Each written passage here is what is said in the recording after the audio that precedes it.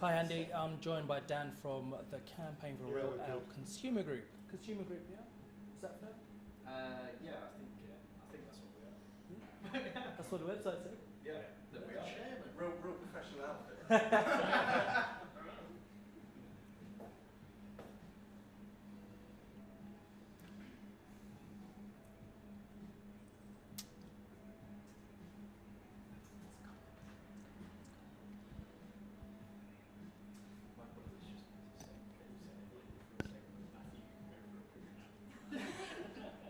Starbucks.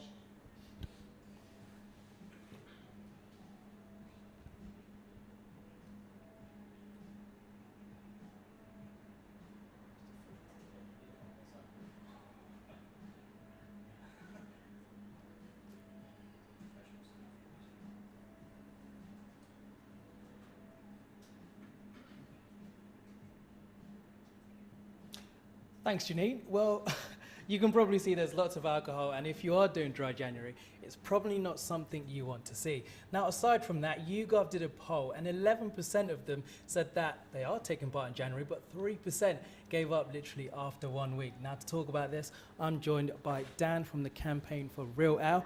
Now, Dan, thanks for joining us.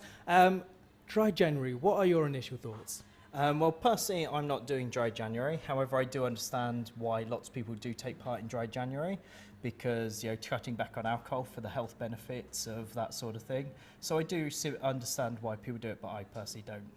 Now, you say there's another version of dry January. Can you tell us a bit more about that? Yes, so Campaign for Real Ale are behind a Triannuary, which Triannuary is all about going out, trying different pubs, different bars to where you would normally drink. And it's also about trying different styles of beer. So Camera have always been about cask ale, whereas it's about trying different styles like kegged beer, like in Beerfly where we are now, and also bottled beers, canned beers, all of that sort of thing, because beers are just beers and they're good. And for those that do take part in dry January, you can get low alcohol and no alcoholic versions of beer as well.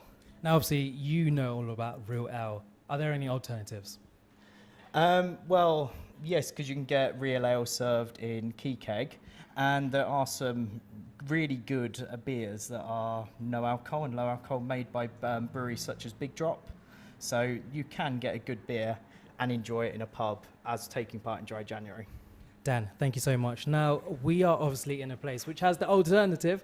Unfortunately, Tim is here to join me. Now, Tim, you've got a selection for us here. Can you just take us through some of these? Yeah, sure. So we've got some sort of standard things like stouts, pale ales, an IPA from Nirvana, which is a brewery in East London. And we've also got some more interesting things. So this one that I'm drinking is a Hibiscus Saison, but we've also got an India Pale Lager and a Raspberry Gose as well. Now, obviously, dry January, has this meant that business has slowed down a little bit?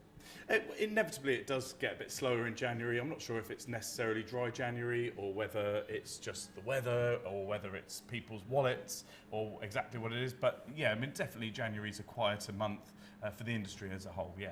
Now, obviously, I know you're not doing dry January because we can see the drink there. That's right. Is it difficult to be around lots of people who are doing dry January? Well, certainly it's not difficult. It's each to their own. Everyone is doing it for the right reasons, I guess. Whether they're saving money or doing it for health reasons. But yeah, it's always good. We welcome anybody, whether they're wanting to drink, wanting to try something new, like the guys from Camera, or whether they're on dry January. Great, thank you so much. Now, obviously, there's an alternative here. 10 days if you are doing dry January.